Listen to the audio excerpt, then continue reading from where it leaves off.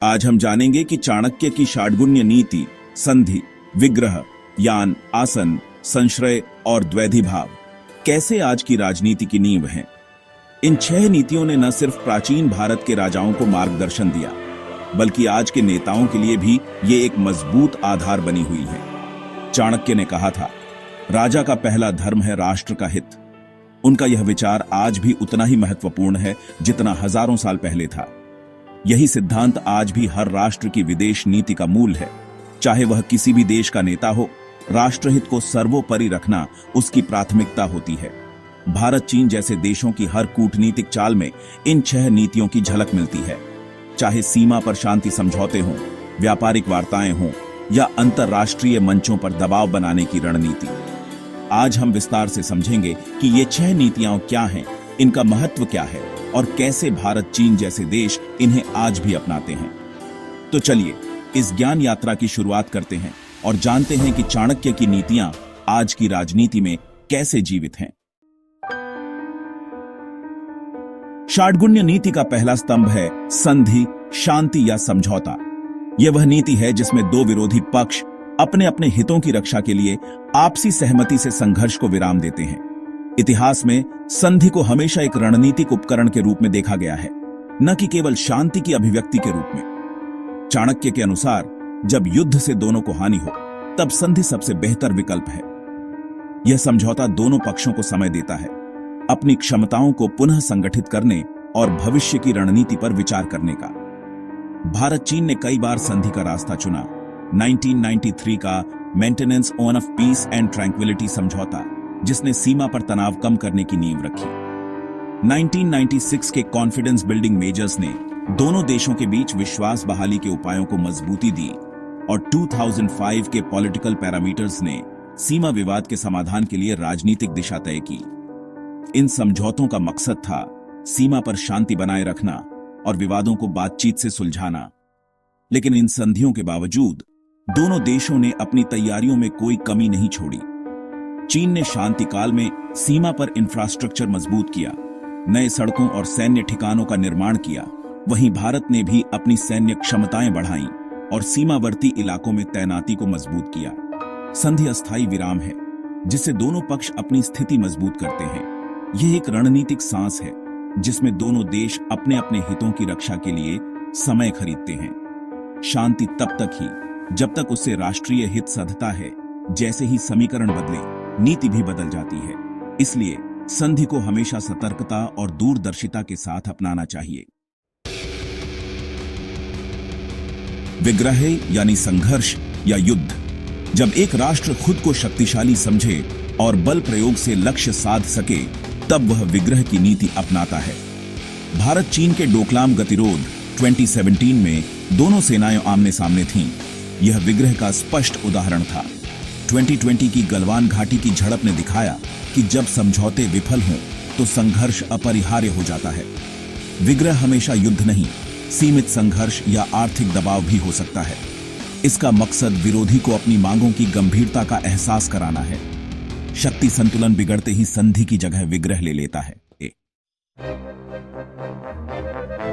तीसरी नीति है यान, सीधा युद्ध नहीं बल्कि दबाव बनाना। इसमें सैन्य तैनाती, अभ्यास और गठबंधन शामिल है। भारत का क्वाड समूह और मालाबार नौसैनिक अभ्यास चीन को स्पष्ट संदेश देते हैं। चीन की बेल्ट एंड रोड इनिशिएटिव भी इसी नीति का हिस्सा है। आर्थिक गलियारों के जरिए रणनीतिक दबाव। यान में बिना युद्ध के विरोधी को घेरना और मनोवैज्ञानिक दबाव बनाना मुख्य है। आधुनिक युद्ध रणभूमि के बजाय कूटनीति, अर्थव्यवस्था और गठबंधनों में लड़ा जाता है। यह धीमा लेकिन असरदार तरीका है राष्ट्रीय हित साधने का। आसन का अर्थ है तटस्थ रहना। जब स्थिति जटिल हो तो सही समय का इंतजार करना। यूक्रेन रूस युद्ध में भारत ने न तो रूस का समर्थन किया, न ही खुली निंदा। संयुक्त राष्ट्र में अनुपस्थित रहकर तटस्थता अपनाई। भारत के लिए दोनों पक्षों से संबंध बनाए रखना जरूरी था। चीन ने भी रूस को मौन समर्थन दिया, लेकिन खुलकर पश्चिमी प्रतिबंधों का उल्लंघन नहीं किया। आसन नीति आपको जोखिम से बचाती है और विदेश नीति की स्वतंत्रता देती है। कभी कभी कुछ न करना ही सबसे समझदारी भरा कदम होता है। संश्रय का अर्थ है किसी शक्तिशाली राष्ट्र की शरण लेना या उसके साथ गठबंधन करना। यह तब होता है जब कोई छोटा या कमजोर देश अपनी सुरक्षा, आर्थिक विकास या राजनीतिक स्थिरता के लिए किसी बड़े और प्रभावशाली देश की सहायता चाहता है। छोटे देश जैसे नेपाल, भूटान और श्रीलंका अक्सर अपनी सीमाओं की रक्षा, आर्थिक मदद और विकास के लिए भारत या चीन जैसे शक्तिशाली पड़ोसियों की ओर देखते हैं। इन देशों के लिए यह एक व्यावहारिक विकल्प है, क्योंकि अकेले रहना कई बार जोखिम भरा हो सकता है। चीन की बेल्ट एंड रोड इनिशिएटिव जैसी परियोजनाओं ने कई देशों को आर्थिक रूप से अपने प्रभाव में ले लिया है, जैसे श्रीलंका का हम्बनटोटा बंदरगाह, जो अब चीन के नियंत्रण में है। इससे इन देशों की निर्भरता और बढ़ जाती है। पाकिस्तान और अफ्रीकी देश भी चीन से भारी कर्ज लेकर उसकी रणनीतिक छाया में आ गए हैं। इससे उनकी विदेश नीति और आंतरिक निर्णयों पर भी असर पड़ता है। संश्रय छोटे राष्ट्रों के लिए उत्तरजीविता की रणनीति है, लेकिन इसकी कीमत चुकानी पड़ती है। कई बार उन्हें अपनी स्वतंत्रता और स्वायत्तता का कुछ हिस्सा खोना पड़ता है। ये नीति दिखाती है कि अंतरराष्ट्रीय राजनीति में अकेले चलना मुश्किल है और अक्सर सहयोग या संश्रय ही टिके रहने का रास्ता बनता है। द्वैधी भाव, डबल गेम। एक शत्रु से संधि, दूसरे से संघर्ष, ताकि संसाधन बंटे नहीं। भारत चीन के खिलाफ अमेरिका, जापान, ऑस्ट्रेलिया के साथ क्वाड में है, लेकिन रूस से भी रक्षा साझेदारी और सस्ता तेल ले रहा है। चीन अमेरिका के खिलाफ आक्रामक है, लेकिन यूरोप से व्यापार बढ़ा रहा है। यह नीति दिखाती है कि दोस्त दुश्मन स्थायी नहीं, केवल राष्ट्रीय हित स्थायी है। एक ही समय में कई विरोधी नीतियां अपनाना कूटनीति की असली परीक्षा है। राष्ट्र को कभी शांतिदूत, कभी योद्धा बनना पड़ता है। चाणक्य की षाटगुण्य नीति आज भी भारत चीन जैसे देशों की विदेश नीति की रीढ़ है।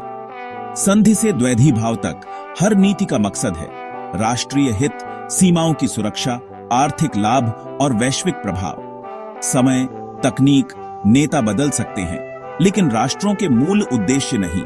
कूटनीति में नीतियां बदलती हैं, पर लक्ष्य वही रहता है, अपने देश का भविष्य सुरक्षित और समृद्ध बनाना। उम्मीद है आपको अंतरराष्ट्रीय संबंधों को देखने का नया नजरिया मिला होगा। धन्यवाद।